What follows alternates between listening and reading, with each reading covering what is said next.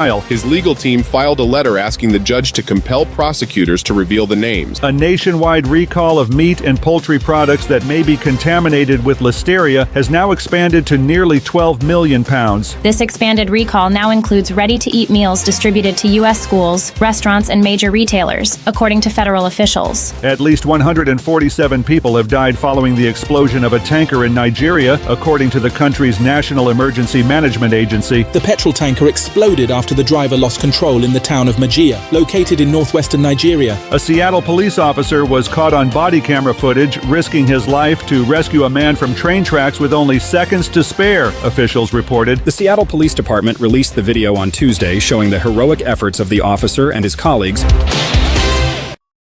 The opinions expressed on this program are those of the host or guest and should not be interpreted as statement of fact.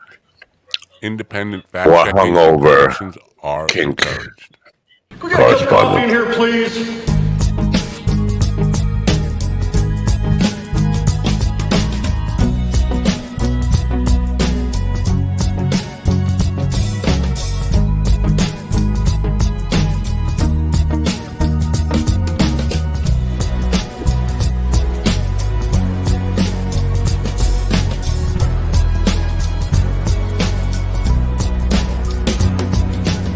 Damn good coffee and hot. My dog is your mind's best friend. I'm Tim Pool.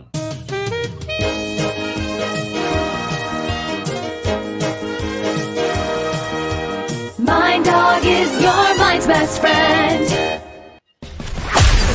Wake up, America. You've got a dog that needs walking.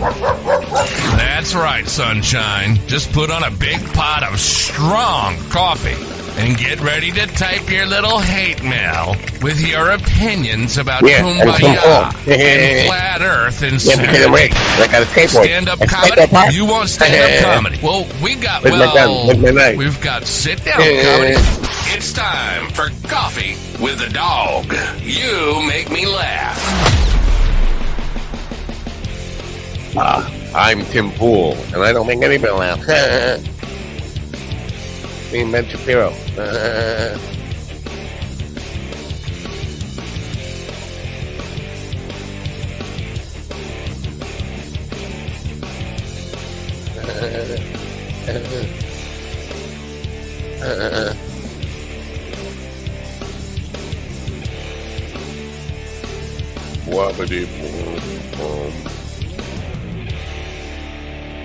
Good morning. It's Good Friday morning. It's not Good Friday. It's not like Easter Good Friday. It's a decent Friday is what I'm saying.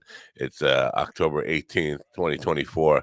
A not bad Friday, maybe, is a better way than saying Good Friday, because a lot of Christians, like Cardinal Dolan or Al Placa, I don't know. I'm already in a bad mood. You see, I started off almost in a good mood there, and I put myself in a bad mood by saying Cardinal Dolan and Al Placa, the child-raping Catholic Church kingpins in America. I'm angry. Good morning, though. I'm kidding. Well, I'm not kidding about them. I'm really not kidding about them. They are child-raping, boy-raping, altar boy-raping. Some of them, one of them linked to a serial murderer. That's all right. We'll give them a lesser sentence because they're men of God. Whatever. I think we should start this morning with a little word from Dave. How about a word from Dave? Can we have a word from Dave? Yes, we can. Fellas, we gotta talk. A lot of men seem to think that Donald Trump is some kind of tough guy. He's not. I mean, look at him. He wears more makeup than Dolly Parton. He whines like a baby. The guy's afraid of birds. Donald Trump had his daddy pay a doctor to say his Will feet hurt so he could dodge the draft. Look at that gut. Like a garbage bag full of buttermilk. He sells imaginary baseball cards pretending to be a cowboy fireman. Guy's barely strong enough to hold an umbrella. I mean, look how he drinks water. Like a little pink chickadee. He's got jugs, big ones, like Dolly Parton. He cheats at golf. He creeps around beauty pageant dressing rooms. Poor Dolly. Why is You know that Dolly little dance he getting does? He looks like he's jacking off a pair of giraffes. He's moody, he pouts, he throws tantrums. No, get those lights off! He acts like a 5-year-old behind the wheel of a truck. He bends over for Putin. He's cattier on social media than a middle school bean girl. The guy needs help walking downhill. Almost there, Grandma. So this November, let's stop kidding ourselves. Donald Trump is afraid of rain, of dogs, of windmills, Merle Street, and being laughed at.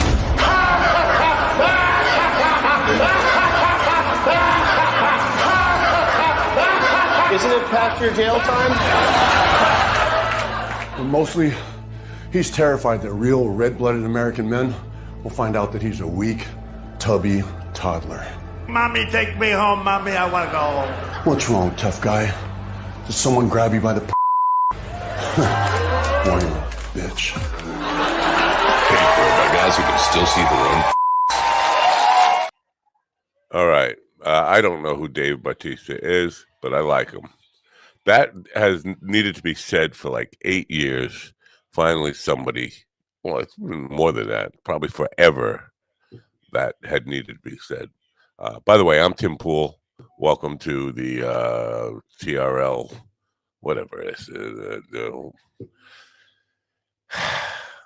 We don't have our kink correspondent here at the moment, but if he does show up, I expect him to try to make sense of the Al Smith dinner in which Jim Gaffigan hung out with Donald Trump and kind of normalized him. I mean, talk about laughing. Doesn't like to be laughed at. People were laughing at his jokes as if they were paid to laugh or afraid not to laugh last night at the Al Smith. If you don't know what the Al Smith dinner is, it happens every presidential election year, right before the election. The diocese in New York City, Catholic diocese, hosts a political, tax the fucking churches already, a political dinner. Harris did not show up. Trump did. And RFQ with his wife, who is like fawning over him. Like, do you not hear that all these fucking affairs he's been having? Being like, little lovebirds over there. Just a very weird thing. But Jim Gaffigan normalizing and socializing with Hitler too. And I'm just now he's taking some heat over it, and I think it's justified. I don't know what the hell went through Gaffigan's mind when they said, "Would you like to do this?" And I don't know if he thought about it or he just said, "Yeah." Either way, there's a problem there. You don't just say yeah, and if you do think about it, you think no. No is the answer. No is the correct answer. But the thing is hosted by Cardinal Dolan of the New York Diocese. Now, there are plenty of people who implicate Dolan directly in the boy raping stuff and hiding it and ignoring it. When people were screaming, you rape a little boy, it's not a problem. We'll just throw some money at it and it will go away, because that's what we are. We are the Vatican. We are the biggest mafia family ever. Dolan is directly linked to the person I've been chiming in about for the last 2 years, Al Placa, who was the head of the Rockville Center Diocese here on Long Island, who raping boys, not only raping boys, but hanging out with and grooming the Long Island serial killer.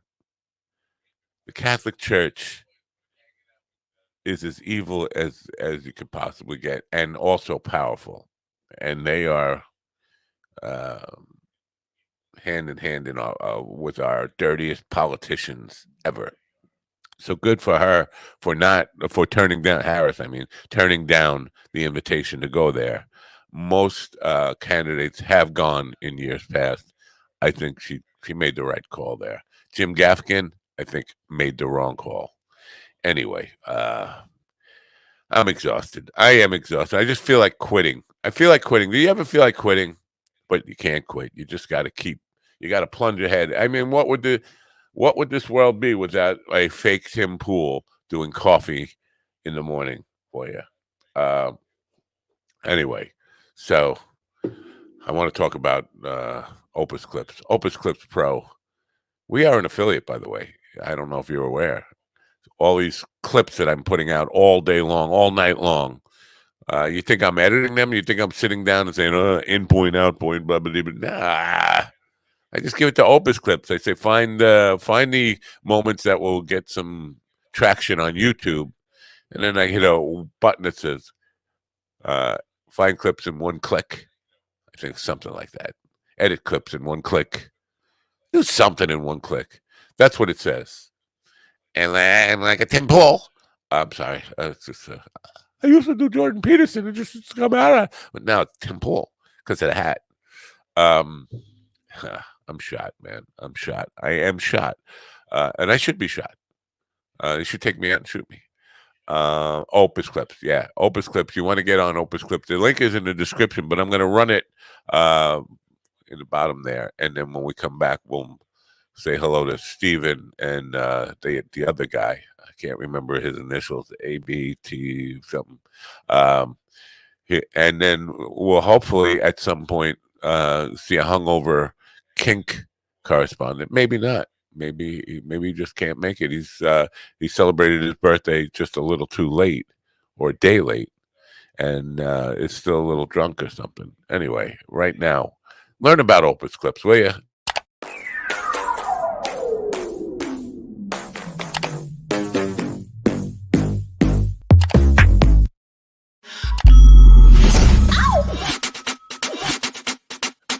Flip anything. No dialogue, no problem. Just understand the motion. I don't know if Mr. Beast is the guy we want to use. Maybe Tim Pool would be better to use. Number the other way, the tax and slam. Dreams do come true. I am showering on Netflix. Thank God you finally took a shower, you dirty bastard.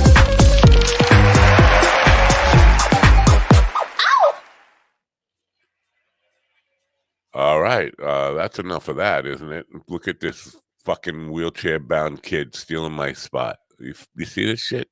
You see the shit I have to put up with? Ladies and gentlemen, in the room with me now is a wheelchair-bound kid who steals my spot, and some dude, I can't remember his initials, but he used to be a good friend of mine.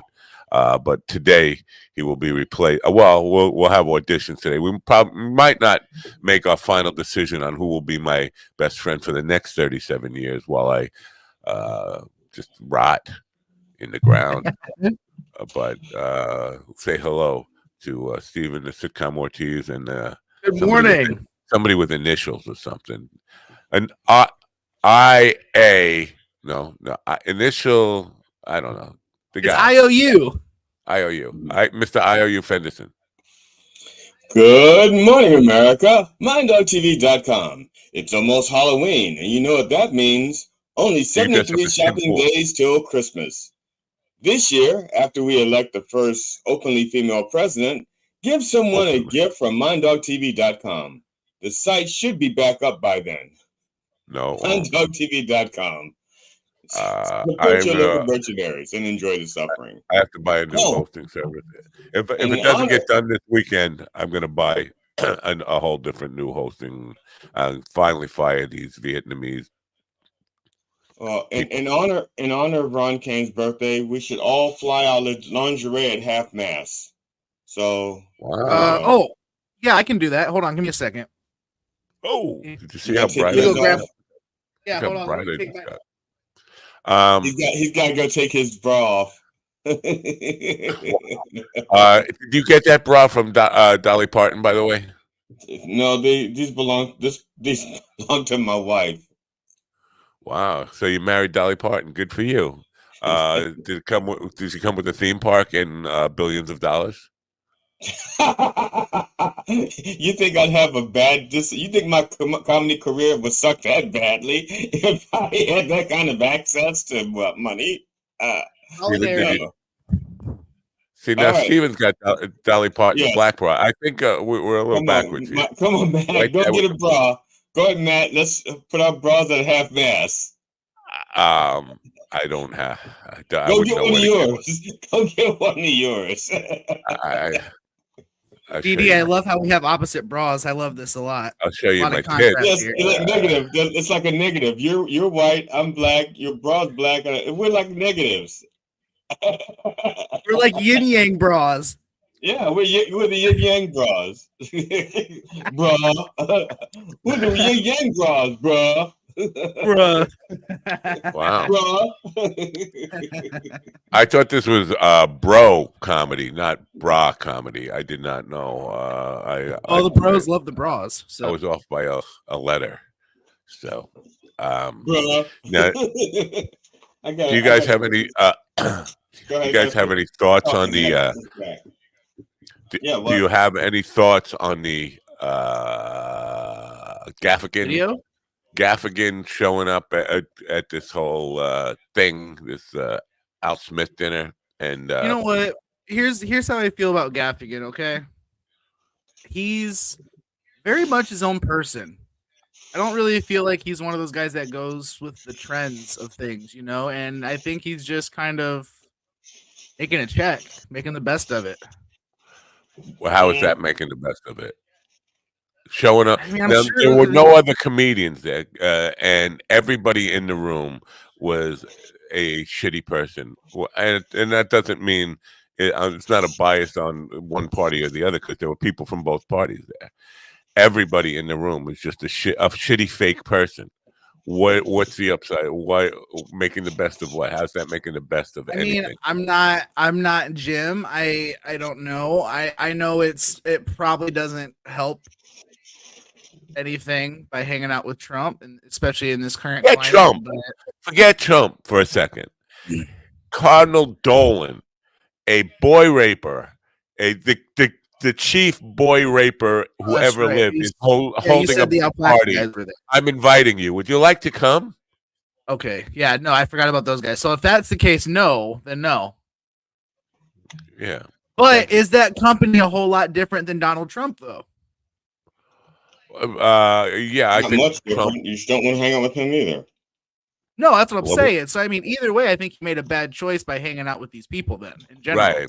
I agree, but I don't think you can get any worse, because we could talk and fantasize about the evil, good and evil, and all this stuff. I don't think you get any more evil in action than the Catholic Church has been in the United States of America. By not just raping boys, but shaming them into hiding it and hiding the priests and all that stuff. It's just like, it's not just the U.S., dude. They fucking, they're the cornerstone of that shit worldwide. I wouldn't be surprised if they uncovered that the Catholic Church had a huge hand in trafficking worldwide. Yeah, and definitely hiding the priests worldwide. 100%. Yeah. I mean, anytime a priest gets caught diddling boys or any fucking buddy, what do? They just move them to a different place and say, okay, start over. Now, I didn't mention the priest at the funeral last week, a week ago today, in a very white German town, which is still white German town. It's a Lindbergh, America First American German town. Had a black priest who barely spoke English, and I couldn't. He wasn't an African American. He was a South American or something. Whatever. I could not pinpoint where that accent was from, but it was like Haiti or whatever. But it just seemed weird to me that these people they've ran out of like white Nazis to make into pedophiles. So they're like reaching out and bringing in immigrants to take our white Nazi jobs. I don't think they're taking the jobs. I think that there are fewer people who want to be fewer Americans who want to be celibate for the rest of their life. Well, and so yeah. they're picking celibate and also taking vows of poverty for the rest of their life. So they have to get them from countries where they're already impoverished. So taking a vow of poverty is just life as usual. And as far as celibacy goes, we'll see. I don't know about this vow of poverty either. It doesn't seem to be like holding too true. I mean, they look pretty. I mean, no, the priests. I think the priests take a vow. When they say a vow of poverty, I think that means they can't have their own wealth. At least that's the way I understood it back when they wanted me to take my That's the way I would perceive it, because every one of these motherfuckers that are living in these houses connected to these churches are massive fucking houses. Like, they're not struggling by any means. So, but coming back to this idea of it's a political thing put on by a church every presidential campaign, doesn't that equate to it's time to tax the churches? I mean, the Vatican has powerful enough to fight that with every fucking ounce of vigor that they have, but I'm so sick of these pastors and priests and all these people who are supposedly tax exempt getting involved in politics. It's gross, man. I agree. They should no longer be tax exempt, even if the tax is, let's say, like not like a corporate tax, but a lower tax, but no longer tax exempt. So let's say I'm just making this number up. I've done no research or to back up this, but let's just say 10% tax on churches. Not because we're giving them money. We're whenever they do charity work, we're doing matching donations. I mean the government, shit like that, and they're using our roads to get to their churches. So yeah, they should pay something. Not and just they're that. involved in politics, and they're fucking involved in politics at every chance they get. They just find a little gray area. When you have these guys who don't have to pay any taxes, and they're taking all these families who can barely survive and guilting them into giving what little money they have, and they don't get taxed on it. Then you have all these guys driving around in these big jets and cars and shit. All their fucking people in their churches can't even afford dinner. They got to guilt them into more money, Right. And then it's fucking gross, man. And then you get involved in politics. You're going to get all these people you've guilted into giving money to vote for whoever you want them to vote for. Like, basically one pastor can have anywhere from 50 to like 500 to 1,000 fucking votes, essentially, because he guilts his entire congregation into voting for him. It's disgusting. If you're going to do that, come off the fucking money. Help out your fucking community instead of pocketing all of it.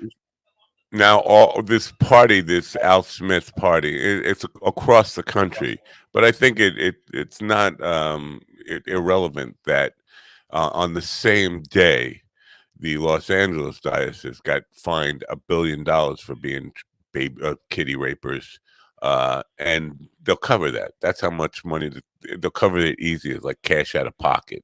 That's how much money the Vatican has. Almost $1 billion, 890 million or something like that. What's crazy is how do you get caught molesting children and being predators, and all you get is a fine? Yeah. Well, Al Placa didn't even get a fine. He just got defrocked. He's kept his job with Rudy. He's Rudy's vice president. And he is very much hand in hand with Dolan and the New York diocese, who was now somebody. Let me see if I could find this here. Jim Stewartson, counterinsurgent. This is what you need to know about Cardinal Timothy Dolan, who hosted the Al Smith dinner tonight, which is probably why he gets along so well with child rapist Donald Trump. It's the father and now Cardinal Timothy Dolan, the Archbishop of New York, witnessed and turned a blind eye to sexual abuse of children at the Immaculate in St. Louis. I never heard of in the 1970s. St. Louis? I think that's supposed to be St. Louis. I think it should be St. Louis. Yeah. Yeah, I think so. Kids, including me. So he's basically alleging that the cardinal raped him. I know because I was one of those children. He's got a picture of him with Cardinal Dolan. Wow. So, people made these credible allegations. The law enforcement did nothing. It's not, and like in a day where Diddy is behind. No, I'm not.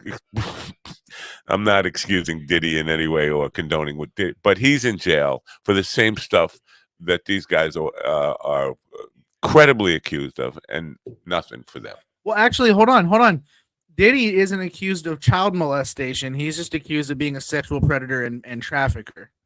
No, I think he's child molestation with Bieber. Absolutely. Oh no, you're right. You're right. Yeah, you're right. Is he charged with that?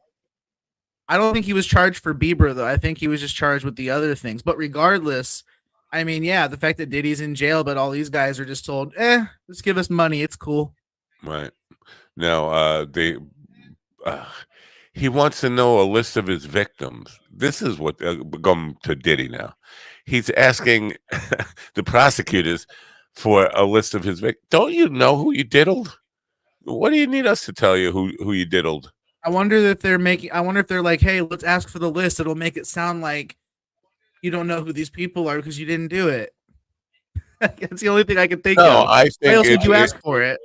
I think it's so we can intimidate them as and send people to tell them to shut up or whatever. Or he's going to try to settle outside of court.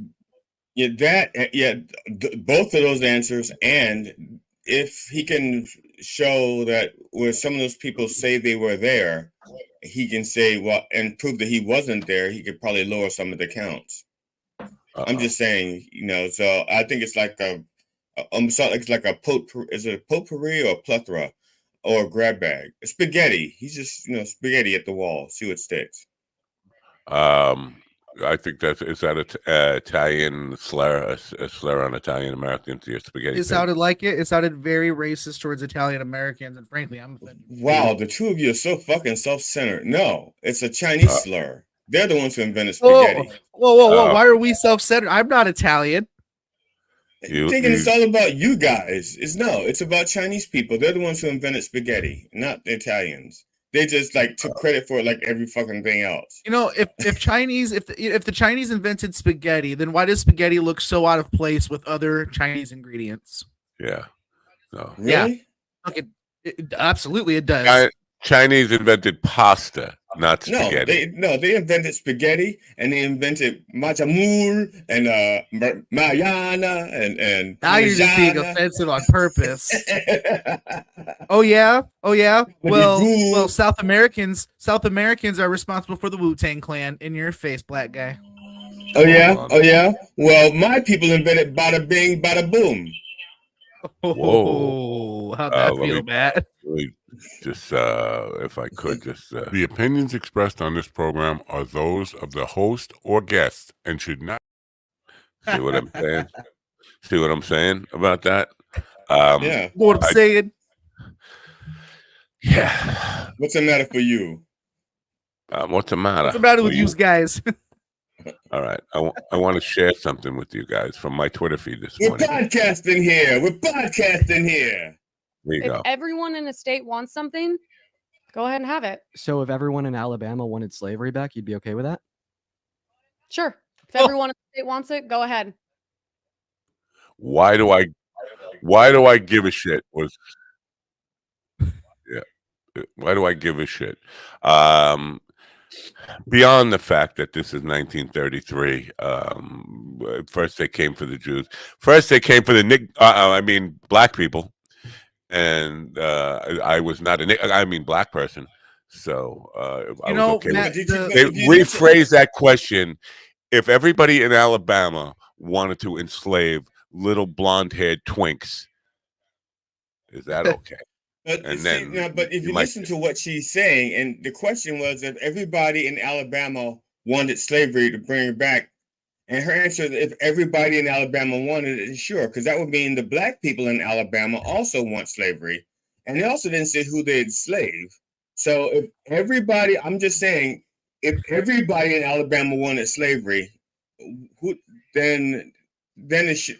Well, no, because it's still against the federal law. Yeah, So no. they shouldn't have it. What if First of we turn all, I give you pedophiles? credit for identifying that as a she. I wasn't sure. I didn't. I just called it a twink because in this day and age, I'm probably going to misgender. I don't know whether that was a she or a he or somewhere in between. But we could just assume, like you did, that that's a she because it had a high voice and some long hair. I'm not even assuming. I'm just not caring. Right. But here's the thing. I'm going by my eyes. Yeah. She said she or he or whatever they said everybody, but they were talking about the vote. If the majority is really what they misspoke, but they were saying I'm it's just the majority. saying when that soundbite comes back and if they're ever asked about it, he says, well, I mean everybody. That includes the people that would be enslaved. If everybody wants it, then sure. But again, I think the cure for that is to change the question in if they want to enslave you, right? Is that okay? Or if the majority wants to enslave, right? And don't say everybody. Don't make it unanimous. Why do I give a shit? Why do I give a shit? I cut that clip off. But she said, well, why do I give a shit? Well, because you don't give a shit. Why don't you give a shit is the better question. And the right answer to that better question is because you don't see yourself included in the possible victim of that policy that you're going to. Yeah, so, I agree. Damn I it. don't know. What happened? I just agreed with Matt. Honey, shoot me now. Yeah. Oh, did I mention that we have a guest coming in the second hour, Patty Spadero, who's a Pittsburgh guitar musician player. Yeah, all that. Guitar musician player? Yeah. Yep. Singer songwriter, musician? Guitarist, band leader, recording artist. I don't know. We can go keep coming up with that for what she does. Do you have a clip of her playing, or do we have to just imagine? Because I didn't research it. You have to just imagine. Okay. I will bring up our website, our link tree, where we go see videos and stuff like that. The video that you shared of Dave Bautista. He's a WWE superstar and actor. Never saw him before. Never heard of him. Yep, he was a really big deal for like 12 years in wrestling. Yep.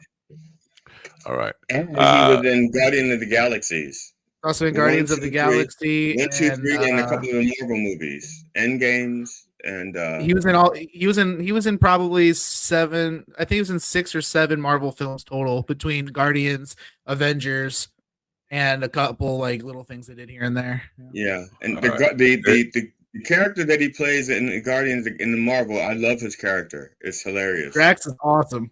Yeah, well, in that video, he's saying the words written by Jimmy Kimmel, but Kimmel just figured like with me saying it doesn't have as much impact because he's not a manly man either, even though he was a man show. I mean, if Kimmel would have said it, it probably would have kind of sounded whiny, probably. Right. But with Batista, yeah, it was a solid message. I wouldn't fuck. And he's about 60 years old. He's close. But I mean, he's close to 60. Because I know he was in his 50s when he started doing the Marvel stuff, I think, and he was saying that he was getting a little old to keep playing Drax. He's 55. 55? Okay. Well, that's the AARP should be sending him stuff any day now. Then they've been sending him stuff for 20 years. AARP starts sending you stuff for when you turn 30. It's true. I started getting some. Really? You started getting because some? they weren't. Right. Yeah, boy. Well, they send me stuff about starting about like saving up for retirement and shit like that. Yeah. I'm saving up for death. That's what I'm nice. I'm Tim Pool, by the way. I'm just gonna keep saying that. Do I look like Tim? He doesn't wear glasses. I don't know. Does he I don't know what Tim Pool looks like. I don't know. Oh, come on. I don't really know who he. I don't really know who he is either. No, I'm familiar with the name somewhat, but I don't know what he does, who he does, or why he does, or how he does, where he does, or where he does. Yeah. All right. Share screen. Here we go. Tim Pool, Wikipedia. That's him right there. I guess I need a Oh, is he beard. some to kind take of the conservative? glasses off. Is he some kind of conservative twinking podcaster? He is a Russian troll. He's one of the guys who got paid by Russian One of the guys intelligence. that got paid for to spread Russian propaganda. Okay, Yeah. I know about that. Yeah. He's like Ben Shapiro. He is a nasally, whiny little cunt of a man. He got rich with some website. I'm not sure what was it, Vice or something like that. He got rich off of having a gossipy website very early in the days. Not very early. As a young man in his 20s, he had a very popular website that was just about gossip and all that kind of stuff. Got rich off of that, and then became a right-wing podcaster. And now he became a bukkake expert. Yeah, that's what we call a right-wing podcast. Bukkake expert. Last night I had a gig with Mikey, an acoustic gig in a place called the Old Street Restaurant and Pub. Now they never have, or I don't know, I've never seen anything advertised on a Thursday night there, and the place was kind of sparse attendance wise. There might have been 50 people, but it's a big place, and 50 people feels like nothing in the place. Like nobody's there. And I was having a panic attack, anxiety attack from the morning, and it just would not leave me. And I could not do anything to get rid of it. And the entire gig, it was just, it felt like I felt extremely uncomfortable. And at the end of the night, I was just like, you know what? Maybe it really is time for me to just fucking give up. Just give up. Just quit. That's it. That's where I was. But you must persevere. You can't just lay down and die. See, you can't just like will yourself to die in your sleep. you just can't. So if you're gonna you have two choices: either off yourself or continue living and keep fighting the game. So I'm stuck fighting the game that I have no interest in it. Life is meaningless to me. Life has become a meaningless. Just keep going for what? You can't win. I'm never gonna win. If you weren't here, okay, your wife probably wouldn't be in that house. You wouldn't have been able to save that cat who had its eye pecked out. You are here for a reason. Okay.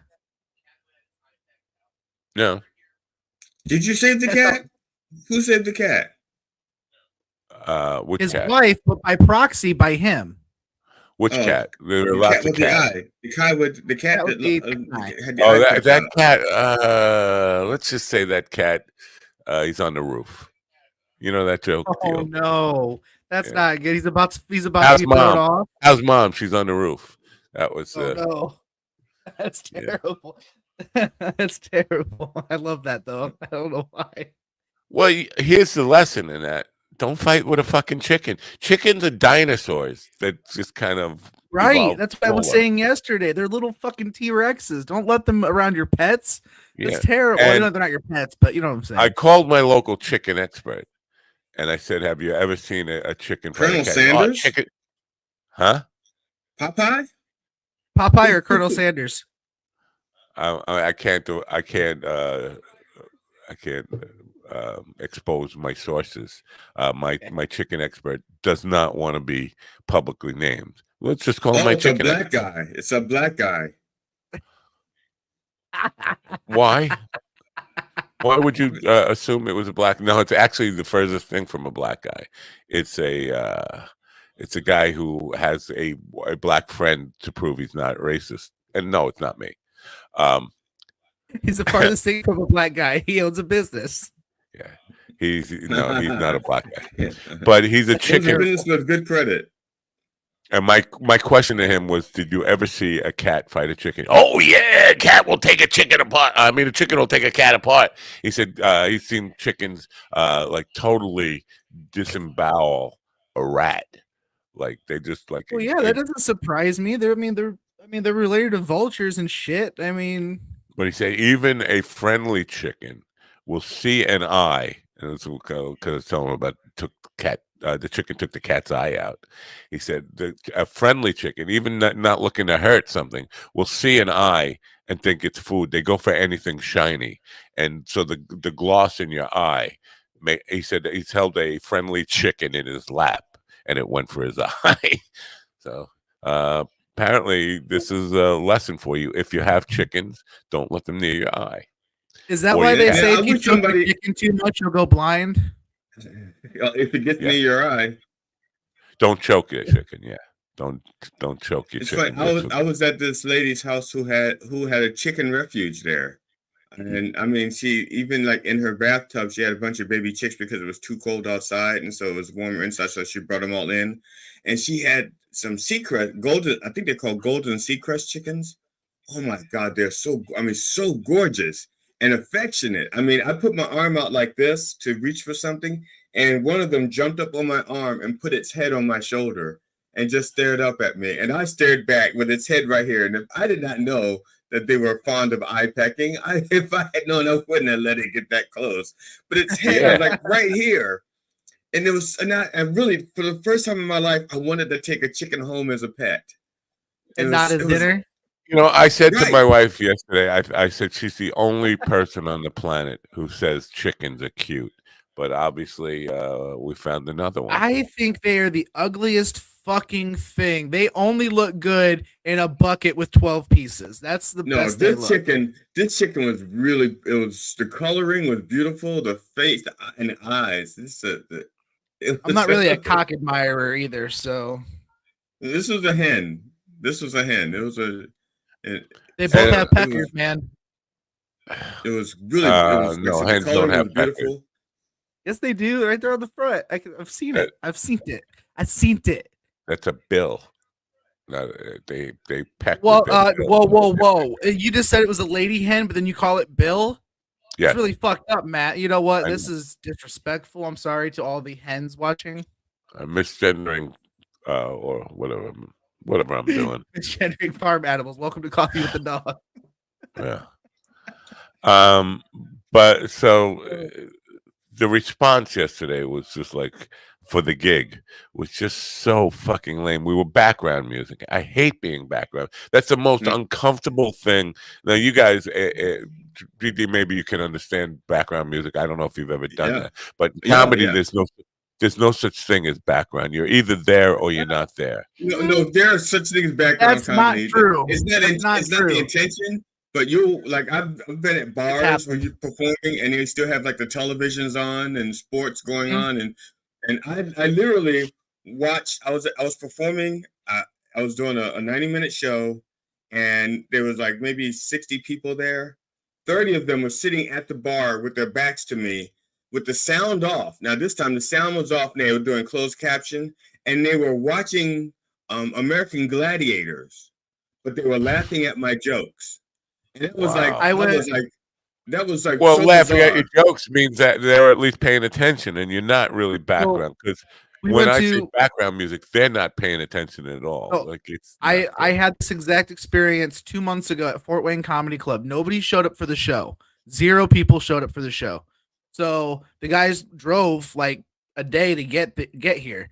So I was like, well, hey, why don't we just go right next door to the bar, see if we can perform over there since you're here, right? Might as well just get it out of the way. Have something to do. So we go over there, and they're like, sure, you can perform, but they leave all the TVs on, didn't make an announcement, and they gave us a mic with a small speaker. And we were legitimately just background noise to pool playing, TVs on, people talking. Horrible. Fucking horrible.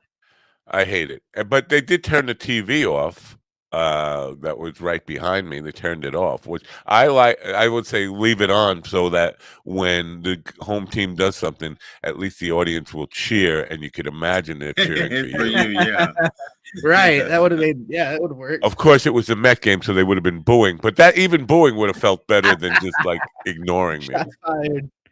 Yeah. Oh. I feel responsible for the Mets being done. Because I did not say they suck enough, and I apologize to Met fans. I let you down by not telling you how much the Mets suck. That's all my fault. I don't know. At least you got listen, you never expected to make the playoffs, right? So at least you got that. Be happy with what you got and go home and cry. That's Now all you I'm sound like gonna my now you sound like my high school girlfriend. Be happy with what you got. Just go home and cry. So- I didn't want to really put this out there, but I was your high school girlfriend. Oh my God, I knew it. Sorry. Yeah, Maybe it's the hat. The hat is kind of throwing you off. Maybe you didn't recognize it. I think it's the voice. It's the voice.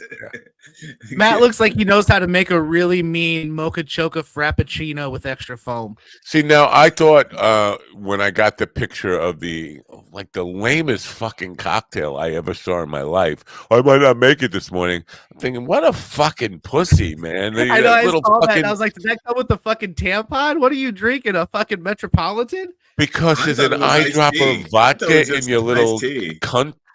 Yeah, I like a cunt cocktail. Maybe the fruit was fermented. Maybe the fruit was fermented. I don't know. Was there fruit in it? I think I saw a lemon. Or I just want to mention this morning I was talking to one of my neighbors. I was out feeding the wildlife, and my neighbor drives by and he stopped his car, and he's shooting a comedy this weekend, and he wants me to to be the star. So I'll audience. Yeah, no, he wants me to be the star.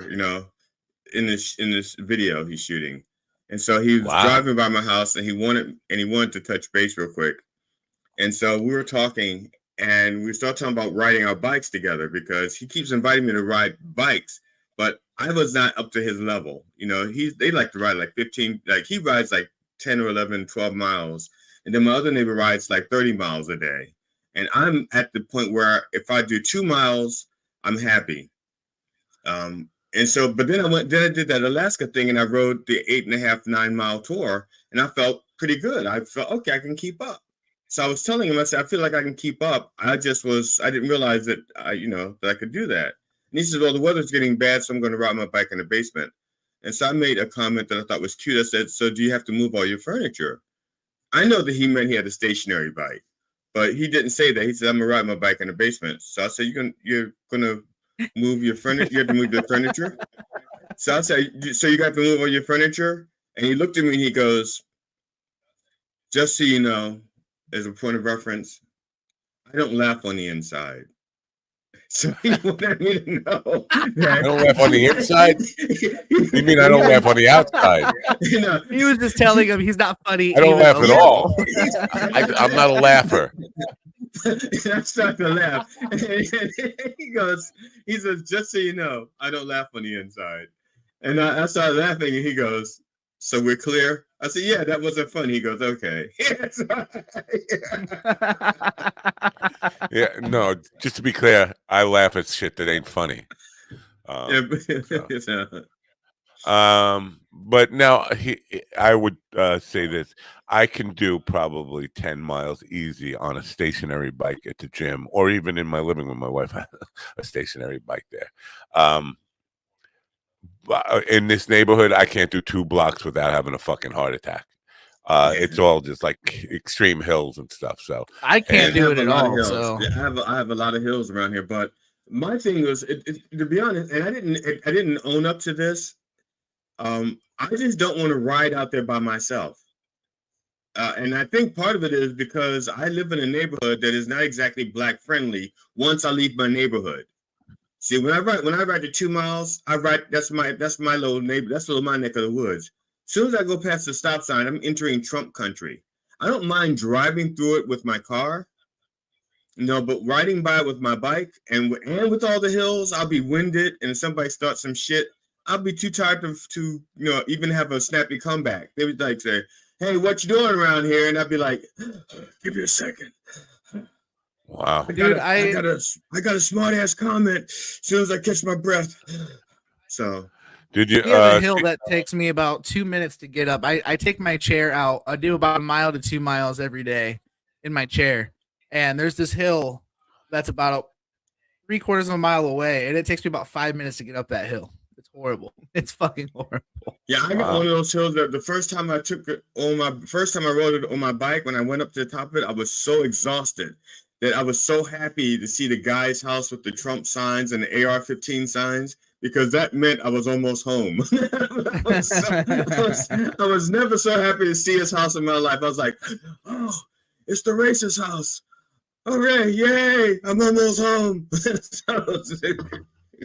I want to share something because now that you brought this up, walking in or riding a bicycle in a neighborhood. A black man, and I believe this was in Texas, a young black man was harassed for walking while black, which is apparently an ordinance in this town. You're not allowed to walk while black or something.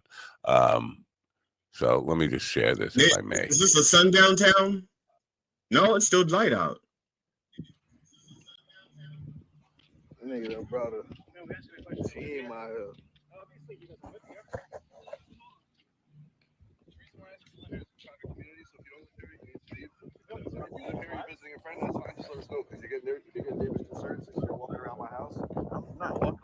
Can't really hear what he's saying. He just said I'm concerned because you're walking around my house. He goes, I'm not walking around your house. If you live here or you have a friend you're visiting here, that's fine. I'm not in front of your house. You're actually following me. Now, a guy pulls up. I'm going to cut this short, but a guy pulls up and pulls his car up and goes to get a gun out. The crime he's being accused of is literally walking in a white neighborhood. I mean, and this is where we are in America. Like, not just one person here.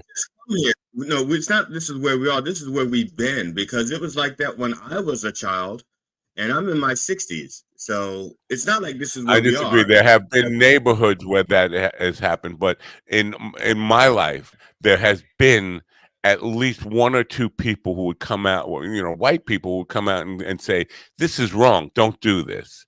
But here we see hordes and it just keep getting, I cut it short, more and more of these people come out and nobody is standing up to it. Not one person is calling it out and saying, this guy's not committing a crime. He's walking in a neighborhood. He doesn't even show like any kind of indication that he might be a criminal. The only reason, and one guy goes to grab a gun, like, how dare you walk down my street? And he's going to get a gun and kill him for walking in his neighborhood. Now, in my life, there have been Howard Beach, New York, where this kind of thing has happened, but there were still neighbors who came out and took the kid's side or something. I call him a kid; he's a young man, but my thing is, I would have used that, and it's hard to be rational in this situation. Of course, it's good to have video, but I would have used that phone that he's taping himself with to call help, call 911, call your friends and say, listen, I'm about to get killed here. Please come and help me. Rather than, I think a good idea is just to keep walking and talk to myself. I would have had it live. I would have had it live streaming. So that it's out there, because if they shot him, they could just easily take his phone and destroy it. Then there's no recording. So you live stream it, and while you're live streaming, say where you are, and say, will somebody please call 911 and to this street, this 100 block, and keep streaming live. I mean, if I'm just saying, if he's determined to record, you might as well do it right. If he actually thinks he's in danger, do it right. So obviously he lived through it. He got out of it because he got home to post it to TikTok. So we don't know how it actually I just hope every one of those guys get fucking found, dude, because that's disgusting. Yeah. No, like, worse than that, I hope they get black neighbors. I hope Batista moves into his neighborhood. If I would have seen that shit like happening in my neighborhood, it would have been nasty. I want to I would love, this is what I would love to happen, to play that clip from Matt Walsh, who just came out with this movie, Am I a Racist? Am I Racist? Basically, the premise of the movie is that racism doesn't exist. I would like to play that clip for him and just hear him try to rationalize, make excuses for it, to say how this is not racism, whatever he wants to. I would just love to watch him just squirm and try to justify any of that kind of stuff. But that won't never happen, of course, because he won't even. He'll act like the tape doesn't exist. But that would be a good thing. I mean, just to show it to him and say, "What are your thoughts on this, Mister? Racism doesn't exist." Look, I used to write for a conservative rag. I was the moderate independent voice for this conservative rag I used to write for. I shouldn't say rag because actually it was a pretty decent magazine. But it wasn't like a big publication. That's why I said rag. And there was a conservative author who was saying pretty much the same thing, that there is no racism, and there is no racism, and then there's no systemic racism, and it's just because there are laws against it. That was his argument, because there's laws against it. So I just had to rip him a new one and show him case. Well, I would have just. That's a very simple thing to debunk. Murder. There are laws against murder. Is murder a thing? Yeah, I wanted to give him, not just another example. I wanted to show him case in point. Well, if laws worked, there wouldn't be criminals. Yeah. Wow. But my point was, so it's fucking not profound here. My point is, it's not what the laws say. It's who's enforcing the laws. That's right. the real point. That was my real point.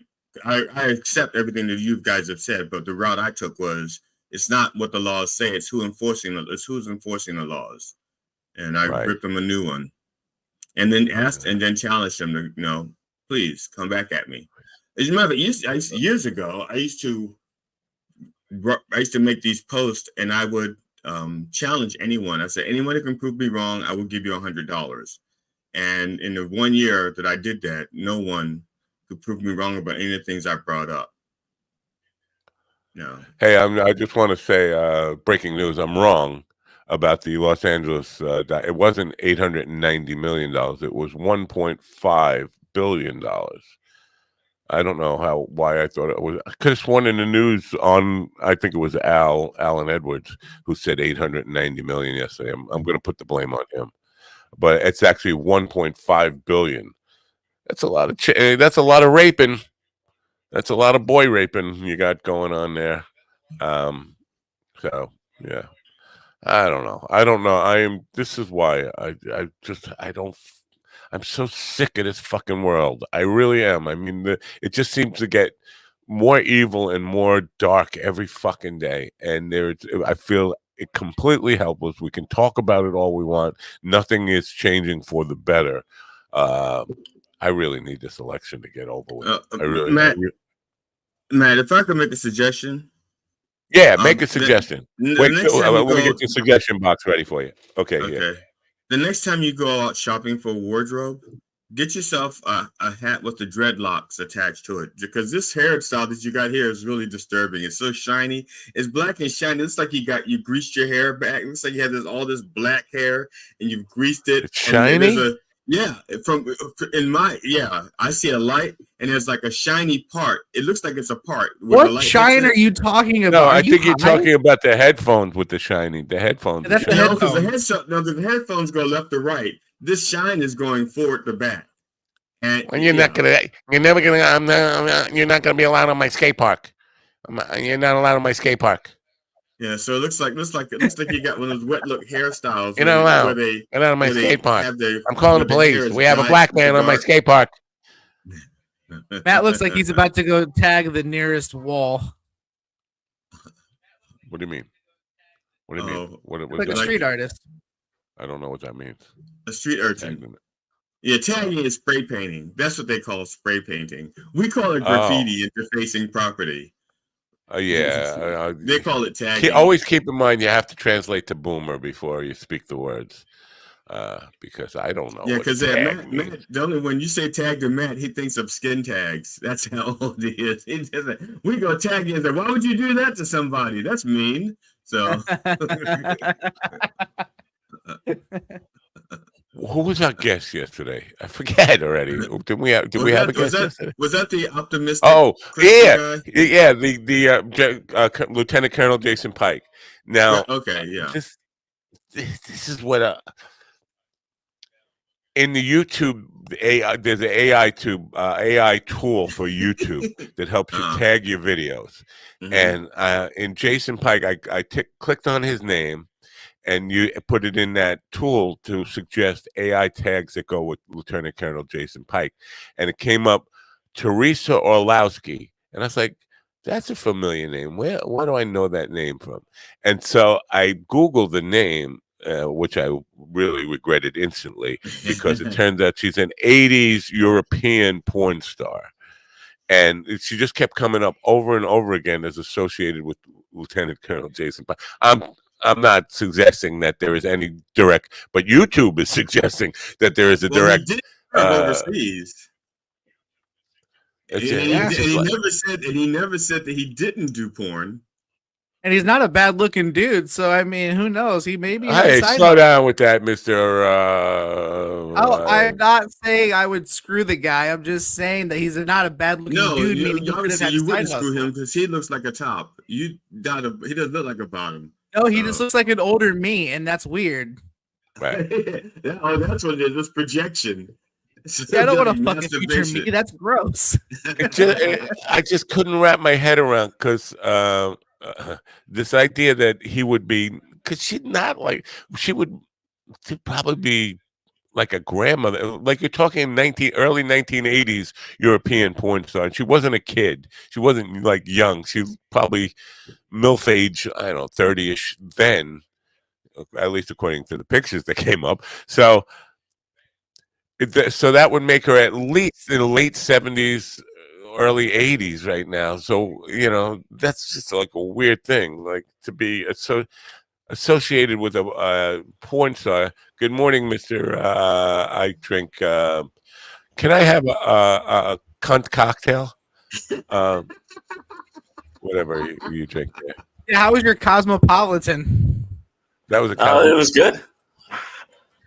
Was that what really was a Cosmo? What it's not a cunt cocktail. I have it wrong. Yeah, it was just vodka cranberry. Vodka and cranberry. Ooh. Yeah. So are you hungover? Vodka cranberry. No. I just got to bed like about 3 or 4 last night. That's all. So was it a birthday celebration? What were you doing? We were. No, we were just out. My wife. I got it figured out. It's just a little slow because I have my Tim Pool hat on, and it's making me a little slow. But you were actually at the Al Smith dinner in New York City last night, weren't you? Oh yeah. You and you didn't stop in and say hi to Matt. You were in New York. Yeah, I know. Well, I was busy. You know, there's Catholics and. I mean, I know you were checking out venues so when you do the giggle room, that you'll have another gig. So that's what you're. Well, whoever produced yesterday's show of having Trump there, he probably ruined it for every performer after it. Yeah. Was he that good? Was he that funny? No, that bad. Oh, I don't know. I didn't see it. I didn't see it. Apparently, Trump basically gave his rally. Trump basically gave his rally speech, the same thing that he's talking, and people, because it's supposed to be a comedy show, they laughed like a fearful laugh, like if it were Putin and he was about to throw you out of a hotel window or something. Okay, like you were in North Korea, and the young God King was speaking. Yeah, so he didn't, like they're saying Fox News wrote his jokes. There were no jokes. It was just a rally speech that they felt like they had to act like they were jokes. It was the most uncomfortable. Maybe Fox is writing his rally speeches. We got to do news, guys. Right. Oh, got to do news. Listen to Stephen. Stephen just loves the news. In the news, there are some interesting little tidbits here. I think he waxed off the Al Edwards, but we're not looking. A was the interesting nationwide part right recall there. of meat and poultry products that may be contaminated with listeria has now expanded to nearly 12 million pounds. This expanded recall now includes ready-to-eat meals distributed to U.S. schools, restaurants, and major retailers, according to federal officials. So if you want Products fresh involved in the chicken recall include prepared in the matter. salads, burritos, and other items sold at stores such as Costco, Trader Joe's, Target, Walmart, and Kroger. The meat in these products was processed at Bruce Pack's Durant, Oklahoma facility. Jessica Oakley reporting. At least 147 people have died following the explosion of a tanker in Nigeria, according to the country's National Emergency Management Agency. The petrol tanker exploded after the driver lost control in the town of wants Majia, it to explode. located in northwestern Nigeria. Shiisu Adam, a spokesperson for the Jigawa Regional Police, told reporters. Eyewitness videos from the scene show disturbing footage of smoke and flames engulfing the area around the overturned vehicle. Benjamin Wright reporting. Sean Diddy Combs is seeking to learn the identities of his alleged victims in preparation for his May 5th criminal trial. His legal team filed a letter asking the judge to compel prosecutors to reveal the names. Combs, who is currently incarcerated on sex trafficking charges, argued that anonymous claims are fueling a hysterical media circus and harming his reputation. His attorney stated they requested federal prosecutors to name the alleged victims mentioned in the indictment, but the prosecutors opposed the disclosure. Lawrence Keller think it's a little late to worry about your reputation. This is the latest news headlines. Hey, these random names are scaring me. We need to know by range. Everyone will leave me alone. Nebraska felons who have completed their sentences will be able to register to vote and participate in the November 5th general election, the Nebraska Supreme Court ruled. We issue the peremptory writ directing the respondents to immediately comply with LB 20, the court's ruling stated. 5 Nebraska Supreme Court justices supported the decision to affirm the voting rights of felons in the upcoming election, while 2 justices dissented. Approximately 7,000 felons will be affected by the decision, Kevin Sanders reporting. A Seattle police officer was caught on body camera footage risking his life to rescue a man from train tracks with only seconds to spare, officials reported. The Seattle Police Department released the video on Tuesday showing the heroic efforts of the officer and his colleagues who responded to a report of a man spotted on a ledge over the tracks near King Street Station in Seattle's Pioneer Square area. Kyle Norris reporting. Almost 24 relatives of Lyle and Eric Menendez gathered in Los Angeles to urge the district attorney to support the brothers' resentencing as they continue to serve life sentences. Lyle and Eric Menendez were betrayed by those who should have safeguarded their parents, the system, and society, said Joan Anderson Vandermolen, the sister of Kitty Menendez, at a press event. In the 1990s, Vandermolen noted, "The world was not ready to accept that boys could be raped. Today, we understand that reality." Jim Kender reporting. And that's the latest news headlines with Alan Edwards. Boys can be raped. Isn't that wasn't that a Cyndi Lauper song? Boys, they can be raped. Oh, boys, they can be raped. Oh, that's all they really want. I just want to say it's been fun doing this program. We are now officially banned on every platform, but that's fine. We could just make believe we're on a platform. This is the sister of one of the people who they murdered. The mother, they murdered their mother and father before. She should have been protecting her kids against the father raping him. Boy, the father was also like raping her, and I don't know. In that kind of instance, I want to say, the mother was so busy just fucking being in fear her whole life that, I have some forgiveness for her not being able to protect the boys, because they were probably stronger than her and probably could have had were better equipped to stand up to crazy old dad. What was the father's name? The Juan? I don't know. Anyway. Are you talking about the Menendez boys? Yeah, the father's name. Do you remember the father? I think it was Juan. I mean, I could be wrong. I'm probably wrong. I don't know. But just Ron, Ron, are you Googling it? Because I see your eyes going down. Because if you're not Googling it, I'll go and Google it. No, he was Googling. He was diddling. Googling, diddling, same thing. No, I just, what? I have some forgiveness for the mother. And I wasn't there, so I don't know. Maybe she was complicit in the whole fucking thing. But she's dead. She's dead anyway. They killed her. So she got Jose is the Jose and Kitty are the parents. Juan Jose. Of Lyle and Eric. Juan Jose. You seen one, you seen them all. They all look alike. Juan, Jose, all those names. 4 letters. Jesus. If they get released, do you think they get a new Netflix show then, like the Menendez Hour?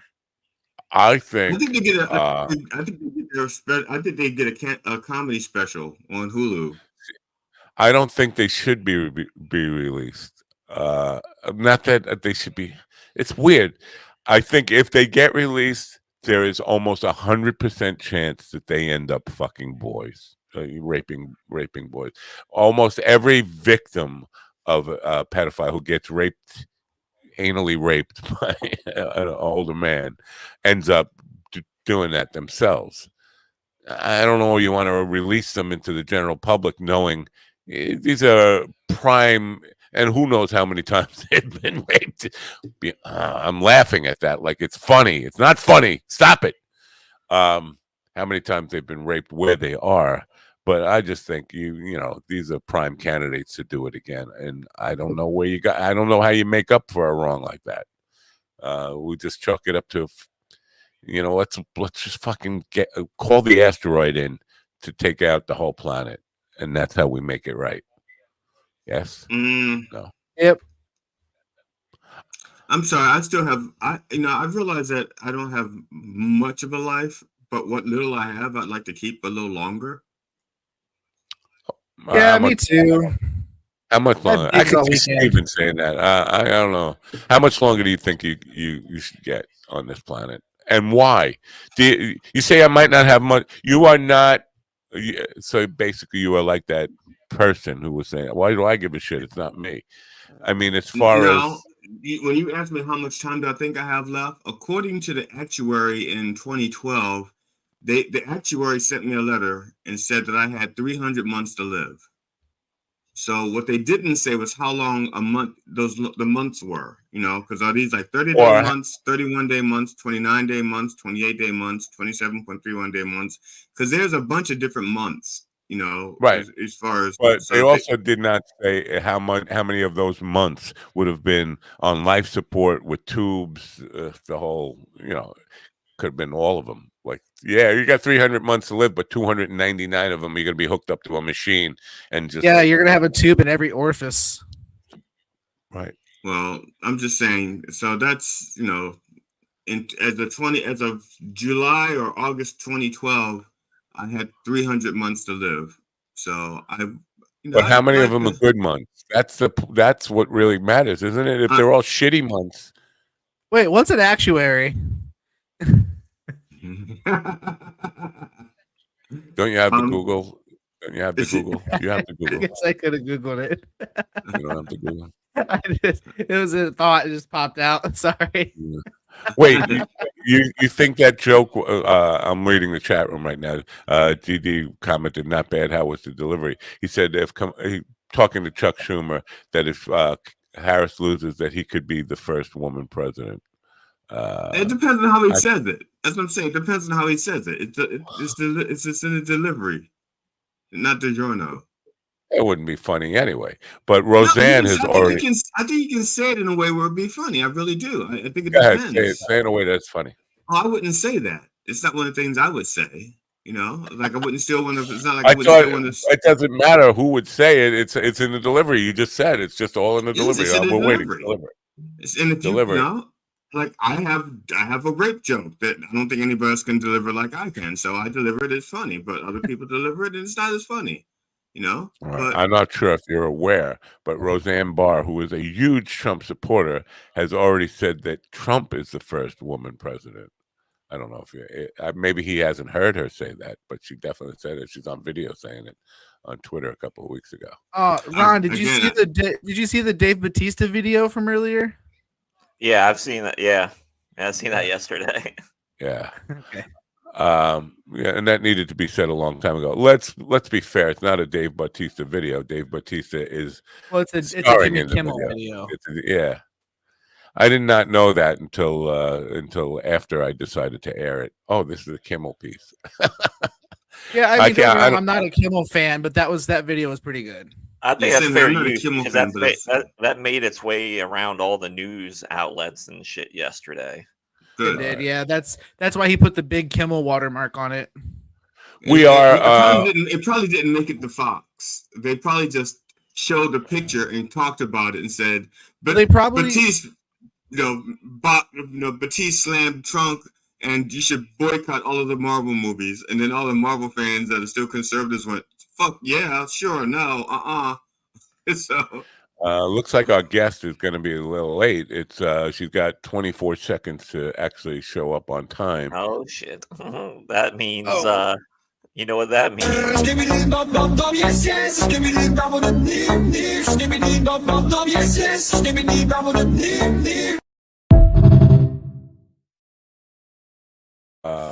don't know. My kids loved it. Guess what? Guess what? She must have heard me. 24 seconds. They heard Skibbity and went on wild. the second. The second. If there is time after our guest, I would like to get Ron's take on the Jim Gaffigan I don't know, feedback, the stuff that's going on social media. I just want to, and also put this out there for perhaps we could talk about it in hour two, is Brett Baer. He went on Fox last night, which is his network, basically saying that he played the wrong clip. Like he asked for the right clip about in the Trump, but the intern or whoever played the wrong one. And my take on that is an honest person would have said in the moment when she said, wait, you're not playing the right clip, and you're not playing the right clip. An honest person in that moment would have said, oh, yes, you're right. I asked the intern to play the different clip, but she played that one. Can we show the right clip in that moment? And you wouldn't wait until after there was a backlash on it and then go out and say, and blame it on the intern. I asked for this clip, but they played the wrong one. Because when she called him out on that, he gave pushback on it. Like, no, we're just asking about, your comments on it. And he was defending that.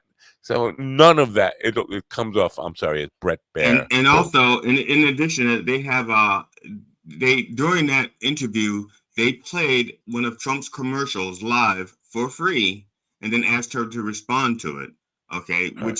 And then also they have a habit of editing video. So they have actual footage, but editing it in such a way that it supports their viewpoint and not showing the entire story, because the entire story would just, so maybe if this time in this after we're done with our guests, then we can talk about this. But right now we have to get to her. Patti Spadaro brings a hopeful outlook to her introspective and heartfelt songwriting. Her guitar style has a soulful, fluid jam band feel. She loves to improvise, stretch out during her live shows, and reach for musical magic. She's another Pittsburgh-based singer-songwriter, and she's here now, ladies and gentlemen.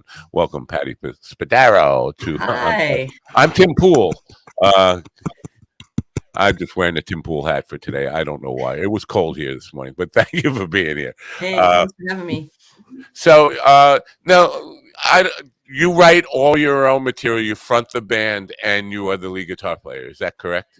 Do I have that? Yes, but I do like collaborating with people as well. Right. I'm interested in talking about when you're the leader of the band, you put the band together from scratch. So it was your idea to say, I'm going to start a band, and then you start looking for people. Did you have are members of the band people you knew before you made that decision that I'm going to start the Patti Spadaro band? Mm-hmm.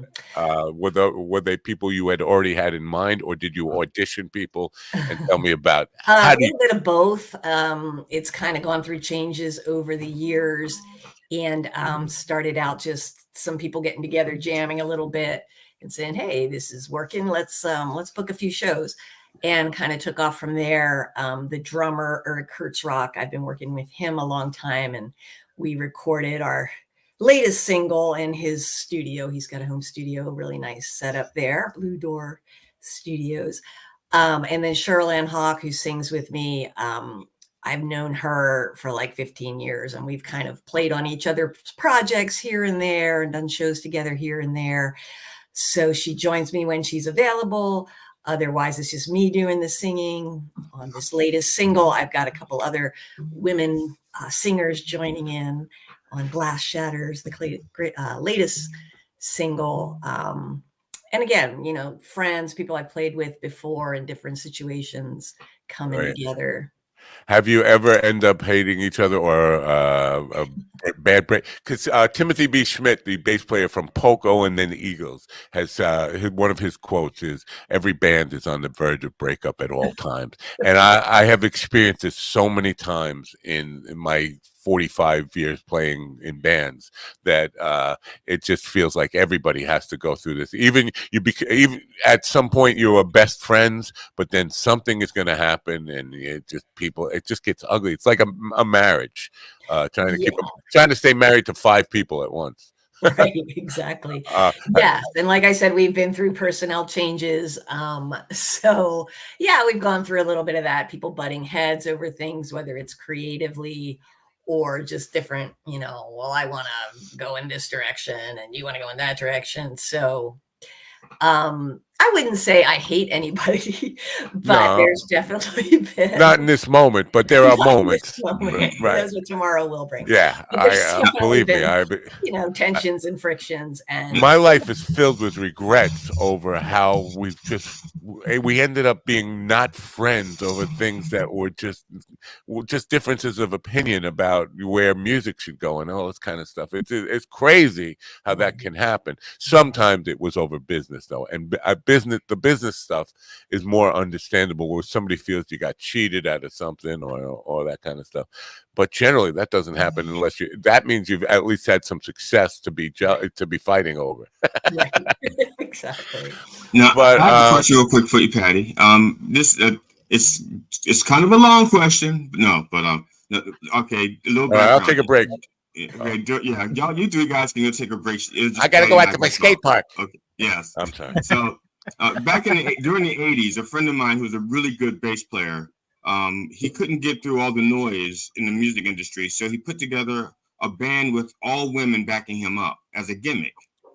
And he called them Hank Smog and the Hotties, I think, or something like that. So basically, are women musicians still being used or treated as gimmicks? I mean, you understand what I'm saying? Yeah. I think sometimes they are. You know, it's kind of, I don't know, best of both worlds, or worst of both worlds. Sometimes, they put a women group together, you know, because they think that it'll sell or something, or it's we never had women doing this kind of a thing before, so we'll do that. And, we'll get the hot, skinny looking women, you know, to sell more tickets or sell more merchandise or whatever, draw more attention. And there's the other side of it too, where, you know, guys feel a little threatened because, you know, here's a chick. I think there are so many great female guitar players right now that I think we have to get over that. I mean, the fact that because my very first electric guitar teacher was a chick. I don't want to name her name because she ended up killing herself. Oh my gosh! Now this one going back to the 1970s. Do you blame her?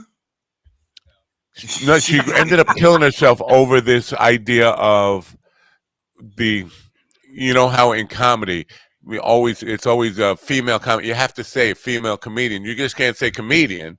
You can just call her a guitar player. It was always qualified. Oh, she's a great female guitar player. And I know that just drove her really to her wit's end with just being always felt like she always had to work harder and always had to try to prove herself and not to just be called a female musician all the time. And it was something that really drove her to drink and eventually drove her to take her own life. Wow. Do you think we've made any improvement on that kind of or at least the drinks better tasting? I hope so. I hope we're moving in a positive direction. That's kind of what my song Glass Shatters is about. Is like, we're still hitting glass ceilings and we're trying to break through. But I've definitely had lots of experiences where, you know, you're playing just as well, or I'm playing just as well or better than some of the other people who happen to be men auditioning for a spot or something. And the guys in the band just, you know, they want another buddy in the band. and it would be a whole weird dynamic to have a woman in the band. So, you know, it's like the boys club kind of thing. I've definitely run into that. There's still that happening today. It's been happening my whole career. Still walk into a music store and, you know, sometimes they'll look at me like, oh, you here for, you getting a present for somebody? You're here for yourself. It's like, no, I'm here for myself. Then they hand me a guitar and I play it and they're like, oh, well, you know, yeah, she can play. The music industry in general, because of the Telecommunications Act and the conglomerations that now run everything, they're like very few small entities that run everything from radio stations to record labels and all that kind of stuff. So with the independents, not necessarily towing the corporate line and all that stuff, very difficult to even get heard or any kind of exposure on that. You have to turn to and a lot of people do, like, hopefully streaming services, but not in America. It's really hard. So a lot of people are getting noticed in places like South Africa and Australia on streaming services.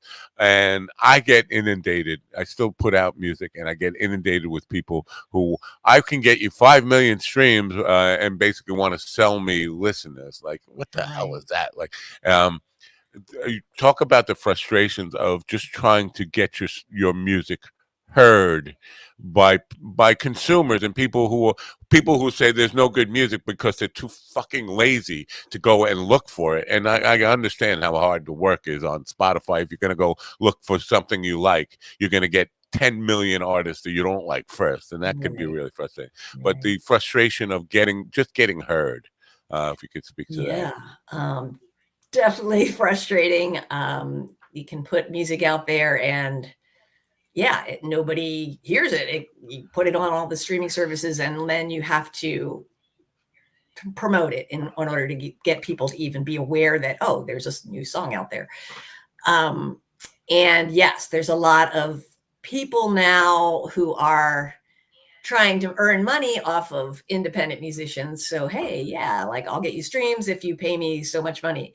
And then Spotify, you know, barely pays any royalties. So even if you get, you know, 1,000 streams, okay, well, here's 10 cents. You know? Right. So yes, that's really frustrating. My new video is doing pretty well on YouTube, which I'm happy about. Kind of fits in with the times, with the election season and everything. Glass shattering, trying to break that final ceiling of a woman in the presidency.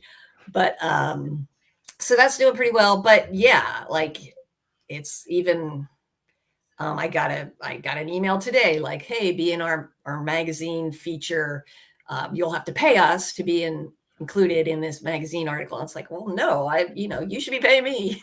See, I'm old enough to remember when that was illegal. They used to call it payola. Even if it wasn't for playing on the radio, if you were paying to be exposed in a magazine, that was illegal. To charge people for that. Now, I don't know when that became they just look the other way or just don't care about that. But basically, when they talk about paying for streams and stuff, that is exactly the same as going into a DJ in the old days with a couple of $100 and saying play my record 3 times a day or something like that. Right. Yeah.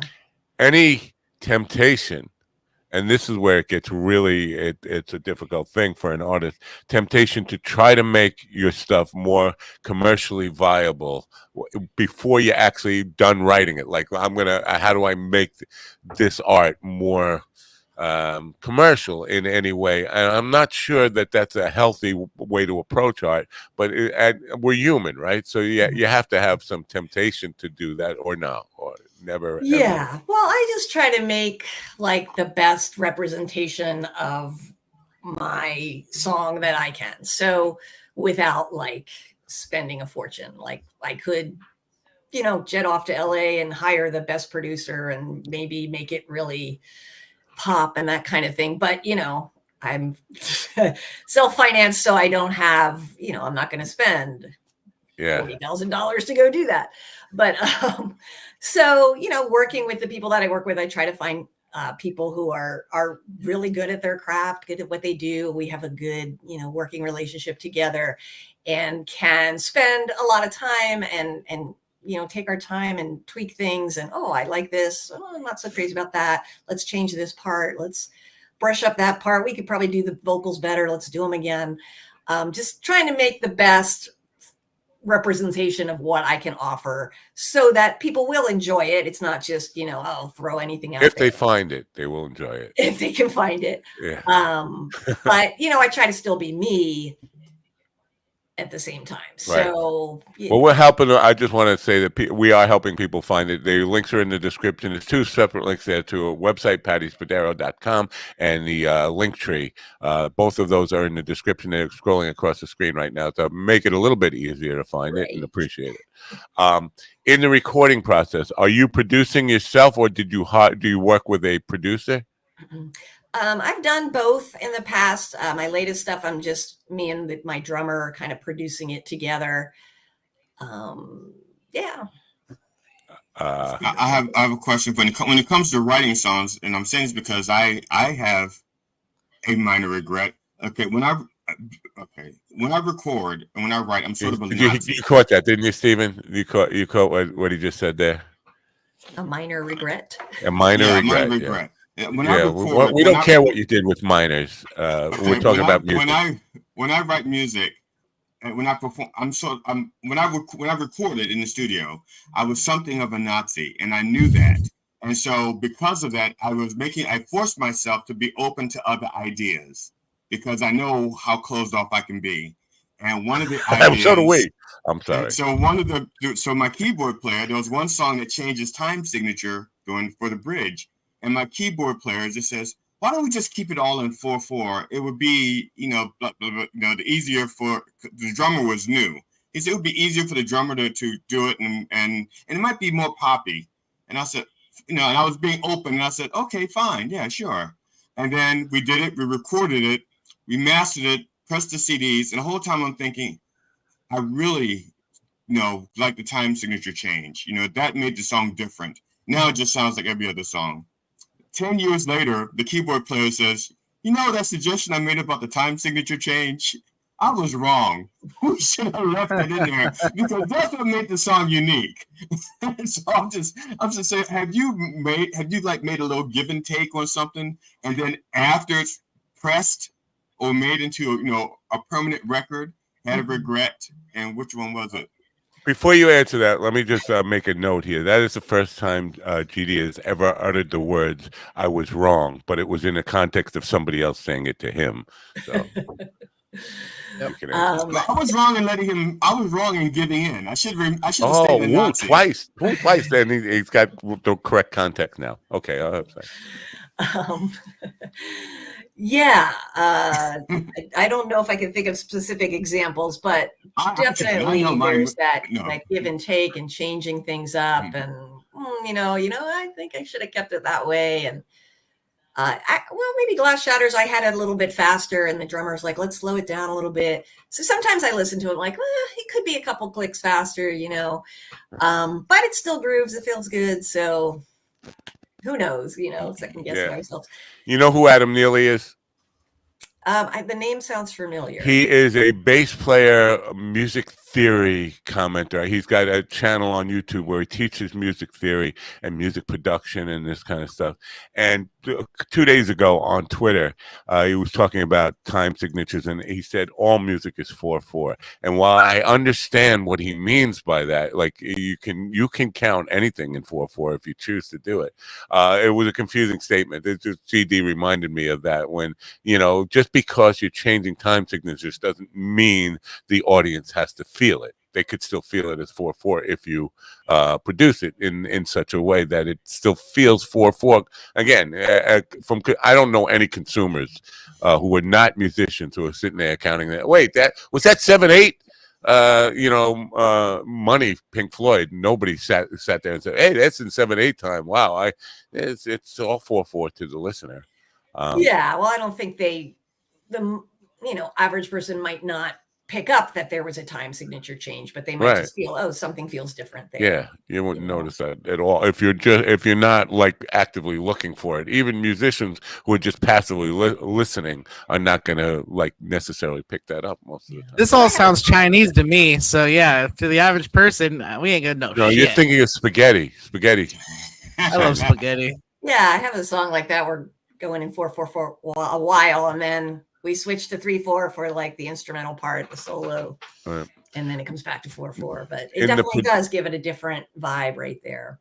In the production, do you use the whole band to lay down the rhythm track? Because your music is not electronic dance music or any of this kind of modern genres. You are old school music, and I think the best way to really portray that, like the live feel, is to all be in the studio at the same time. Or are you like yourself and a drummer and a bass player, and then go in and overdub all the tracks on top of that? What is the production? Yeah, being that I do a lot. I mostly do all the guitars, so rhythm guitars, acoustic guitars, electric guitar, lead guitar. So usually I'll like play along with the drummer, just like basic rhythm on the electric guitar, and he'll play, we'll get it right to what he really loves, his take.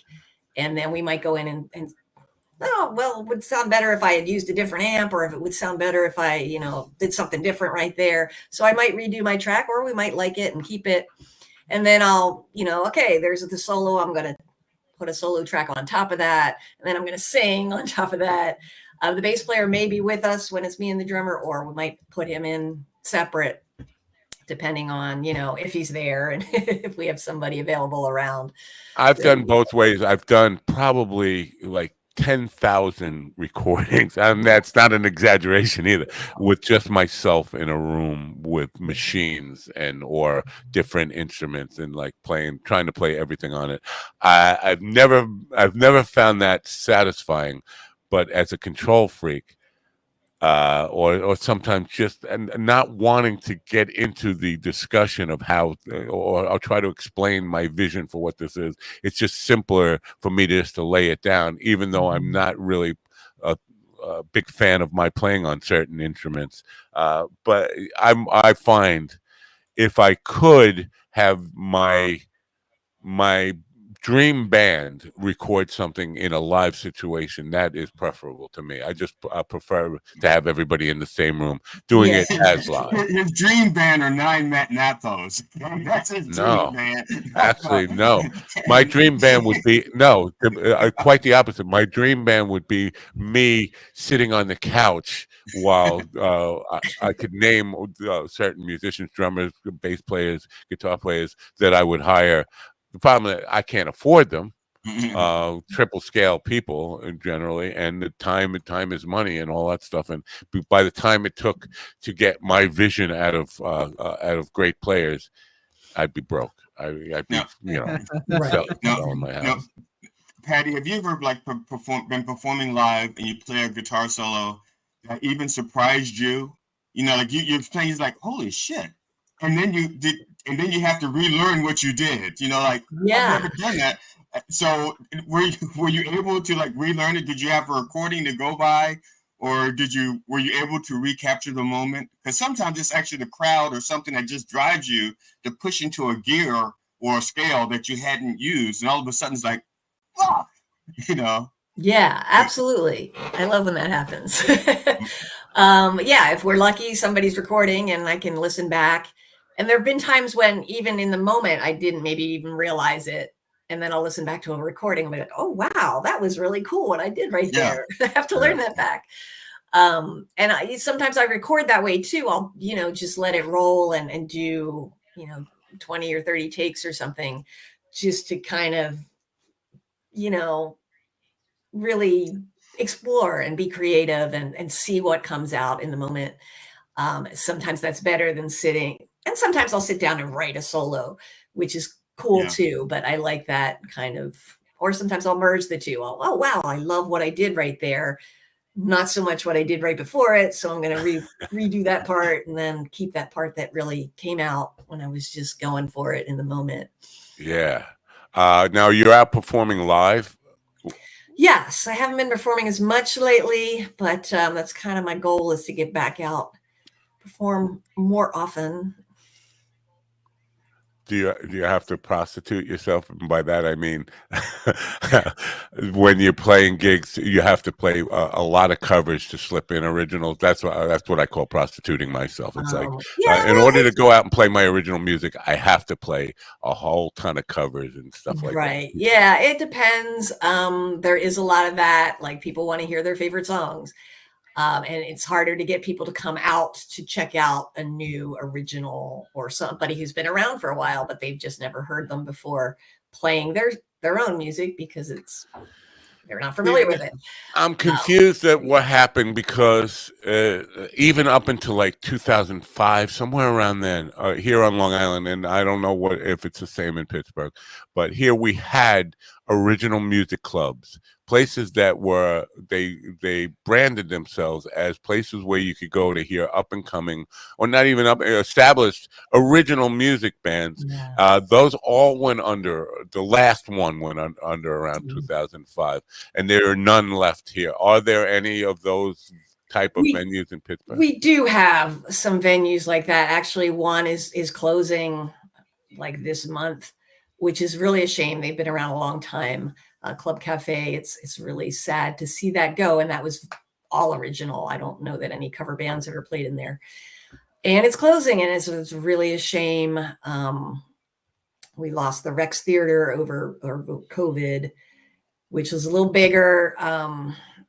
They got some touring acts through there, but yeah, it's a shame. And some of the places that do feature original music also now bring in, tribute night, we'll do Grateful Dead tribute night tonight, we're doing Beatles tribute night next week, and then we'll do Journey tribute night, or 80s music, or whatever, and then they'll have originals around it, to fill out their schedule. It is so weird to me that we are, as a society, willing to patronize and support tribute band. And listen, if you're in a tribute band, don't get mad at me. I'm just saying we are willing to really compensate them over the top to be copycats of something that last week my wife went to see a Carpenters tribute band, and top tickets were $360 a ticket for a Carpenters tribute band. And like, the Carpenters never got that much money, right? Right. Yeah. So the we're ticket just should not be that high, because first of all, the woman playing Karen Carpenter couldn't eat that much, right? She's got to be. I'm sorry. Was she the one? No, was that Tennille who was the anorexic? That was a little bulimic anorexia joke on GD Fenderson. That's GD so funny. Wherever you just email him email on that stuff. So GDfunny.com. The point I was making is how.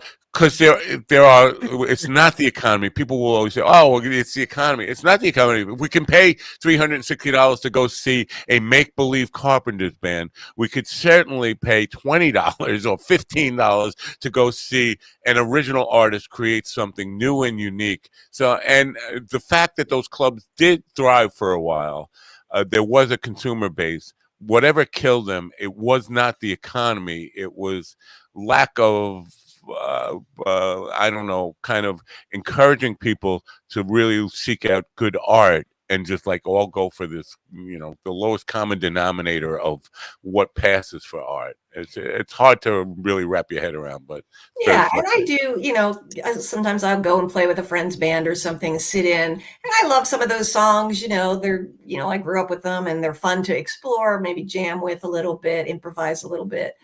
But yeah, then I got to go and create music, and not just, repeat the same thing over and over. Now for me, and I'm just wondering if this for you holds true for you, that frustration of always having to play and too many covers to even get to be able to slip in a few originals made me think, drop the band, and well, I still play with the band.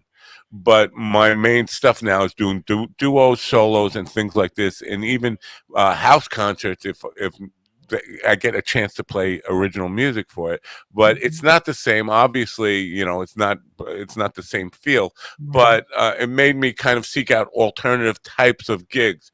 Have you done that, or are you when you're out performing, is it always the same band and same No, line? I do some duo stuff. I do solo stuff occasionally. I'm really prefer playing with another person, especially Yeah, me since I'm, too. you know, guitar and singing just all night of doing that. It's a lot. It's like playing two things at the same time. So Yeah. I love to. Cheryl Ann Hawk, I just played a gig with her a few weeks ago, just the two of us. And she plays guitar and sings and writes her own material. And then so we did like half originals, like maybe 2/3 originals. She did, you know, a bunch of hers. I did a bunch of mine. And then we, maybe a third of the night, we did some covers that we enjoy and we kind of do our own take on. Yeah. And then we can Well, jam a little bit too. I can that play some. will I generally find musicians arguing over because sometimes we use subs because of the economy of a guy's going to take a paying gig, a gig that pays better, and so we have to use a sub drummer, sub bass player, or something like that. And they are the subs generally want to play the record versions. We don't, when we do covers, we do our own interpretations of the songs, and that generally will get people arguing over that. Just last summer, I had a drummer go run and get his iPhone and look up the original song and start playing it for, like, we know how the original went. We're not doing that. Right. Yeah. Yeah. And when you hear maybe a cover of something on the radio, like, you know, like the Grateful Dead did some other people's music, and they put their own spin on it. They made it sound like them. Right. And then you had to look up who originally did this song. I thought it was the Dead because it sounds so much like the Dead song. Yeah. Or, you know, other people, the same thing. It's like you put your own take on it rather than just being, you know. Yeah, I often try because my mind is kind of split into two really interest groups: comedy and music, and I try to find parallels between them. It's interesting for the guys up on top there. Imagine being asked to go to perform somebody else's act just so you could do 5 minutes of, like, come in and do an hour of Jim Gaffigan, and we'll let you do 5 minutes of Ron Kane. I'm gonna say, as a joke, not as a joke, I was performing with this one comedian. We had done like 3 or 4 shows together. Yeah, 3 or 4 shows ago. So I knew his material, and he had this one routine that was so funny. I kept telling him, I really wish I could have had the wherewithal to write that material. And it was really that well written, that well scripted, and it was hilarious and intelligent. And I was really, and I told him, I said, I really loved that material. So I think the last night that we did the show together, he went up before, he opened for me. He did the routine. And it's his closer. It's what he finishes with. It's really good. It's strong. He finishes with it. And then I come up and I said, that last routine is so good. It is so good. I really wish I'd written it.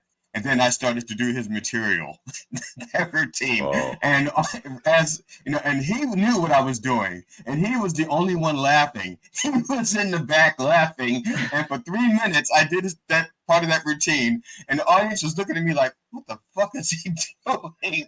And the guy who wrote the material was in the back just laughing, he was laughing so hard. It was like it was worth it for me.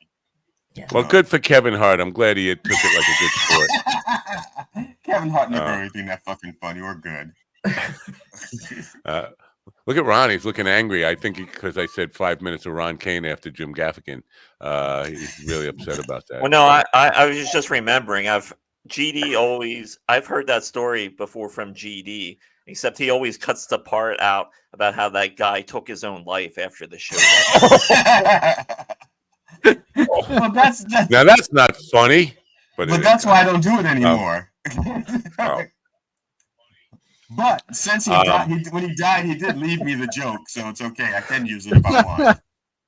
Where there's a will, there's a joke.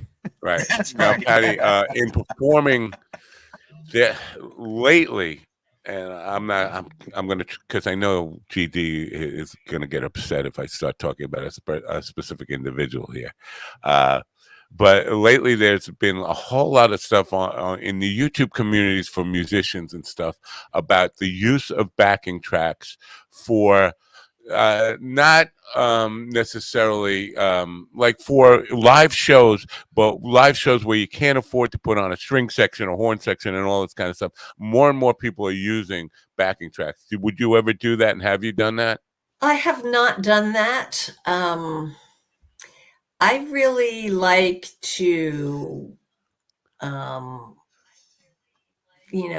feel in the moment. So if we feel like, oh, maybe we'll play this song a little faster tonight or a little slower, or we'll extend the solo section, or we'll jam out, or we'll put a little funk riff in here, or let's do a little bluesy part, so that we can change things up. If you're using background tracks, usually you got to stick right to the track. Just change it up. The back, and then tell everybody the background track is off.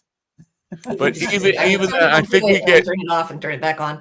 I mean, maybe if it's something that I was playing needed that string. Right. But like in your situation, you're doing in the studio, you're doing multiple guitars on one song. And I think as musicians and as audience people, we get hung up on like, how could you possibly do that with one guitar? I think, you know what, you have to be able to kind of adapt your interpretation of the song, and also as a listener be able to realize that, you know what, I'd rather listen to one person being authentic and real than using backing tracks just to have that acoustic guitar part in there that really did not make or break the song and all that kind of stuff. But we get hung up on that, like, oh wait, she's playing that on electric on the record, it was an acoustic. Right. It's a big freaking deal. We're putting over the song with the authentic human feeling and artistry that was intended for it. Right. Doing with the equipment we have here and now. Yeah, and if it was a big show or a tour with a big budget or something, opening for somebody big or something, I'd just get another person, like, hey, come on tour with us, play acoustic guitar or something. Yeah. Well, I know that Queen for Bohemian Rhapsody, they had two different ways of doing it live. One was they would play the track. When it got to the big choral part where there's like 40 vocals or whatever it is that they had 14 vocals, all the layered vocals.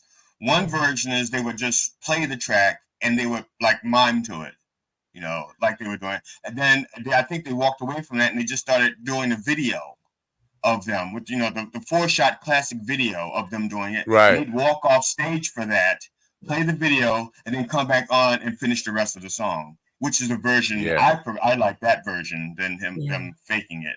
But. Yeah. Would you like to say goodbye to Govs, GD, or somebody want to say goodbye? Hey, goodbye, Govs. You don't want to kind of like say something nice about Tony Walker, so we'll put you on sooner. Hey, Tony, we love you. You're the best. We're looking forward to performing in the Giggle Room, so we'll see you there. So also say something nice about the Mets, because Tony is like brokenhearted this morning about Tony. Sorry about the Mets, man, but really, if the Mets had won it all, would you be satisfied, or would you be totally lost because the Mets won? All right. We're saying bye to. Stay tuned on the Governor's Comedy Network.